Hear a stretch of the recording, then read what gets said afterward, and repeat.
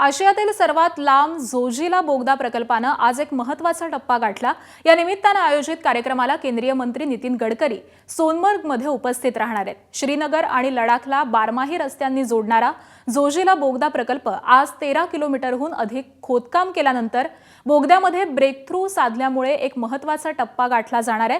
अंदाजे 6500 कोटी रुपये खर्च असलेला हा प्रकल्प आशियामधील सर्वात लांब रस्ते बोगद्यांपैकी एक मानला जातोय। समुद्री सपाटीपासून 11,578 फूट उंचीवरती हैदराबाद स्थित मेघा इंजिनिअरिंग अँड इन्फ्रास्ट्रक्चर लिमिटेडच्या कंपनीद्वारे अंदाजे 13.15 किलोमीटर लांबीचा हा बोगदा बांधला जातोय आणि हा बोगदा सोनमर्ग पासून साधारण 24 किलोमीटर आणि श्रीनगर पासून 103 किलोमीटर अंतरावरती आहे।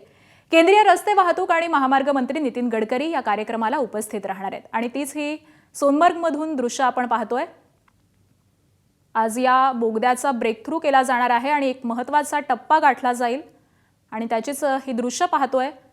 केंद्रीय मंत्री नितीन गडकरी या कार्यक्रमाला उपस्थित राहिलेले आहेत आणि अगदी काहीच वेळामध्ये या बोगद्याचा ब्रेकथ्रू केला जाईल आणि पुढील महत्त्वाचा टप्पा हा गाठला जाईल।